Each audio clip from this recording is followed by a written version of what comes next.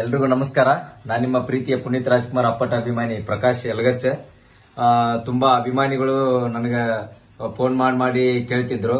ಹಾಗೆಯೇ ತುಂಬಾ ಕಲಾವಿದರು ಕೂಡ ಕೇಳ್ತಿದ್ರು. ಎಲ್ಲಾ ರಂಗದಲ್ಲಿ ಇರ್ತಕ್ಕಂಥವ್ರು ಈ ವರ್ಷ ಏನು ಪ್ರಕಾಶ್ ಅವರು ಬಿಗ್ ಬಾಸ್ಗೆ ಹೋಗೇ ಬಿಡ್ತಾರನೋ ಅನ್ನೋ ಮಟ್ಟಿಗೆ ಇಡೀ ಕರ್ನಾಟಕದಂತ ಪ್ರಚಾರ ಆಗ್ತಾ ಇರತಕ್ಕಂತ ಒಂದು ಸುದ್ದಿ ನಿಮಗೆಲ್ಲ ಗೊತ್ತಿರಬಹುದು. ಸೊ ನನಗೆ ಬಿಗ್ ಬಾಸ್ ಹೋಗ್ಬೇಕನ್ನೋದು ಇಷ್ಟ ಐತಿ. ಬಟ್ ಅಲ್ಲಿಂದ ನಮ್ಗೆ ಯಾವುದೇ ರೀತಿ ಕಾಲ್ ಕರೆ ಬಂದಿಲ್ಲ. ಸೊ ಬಂದ್ರ ನಾನು ಒಂದು ಕಂಟೆಸ್ಟ್ ಆಗಿ ಸ್ಪರ್ಧೆಯಾಗಿ ಭಾಗವಹಿಸಕ್ಕೆ ಇಷ್ಟಪಡ್ತೀನಿ.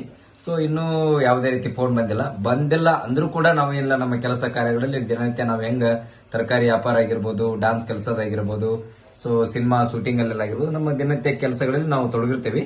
ಇನ್ ಕೇಸ್ ಎಲ್ಲ ಅಭಿಮಾನಿಗಳಿಗೂ ಖುಷಿ ವಿಚಾರ. ಯಾಕಂತಂದ್ರ ಆಗಬಹುದು, ಆಗ್ಲಿಕ್ಕಿಲ್ಲ.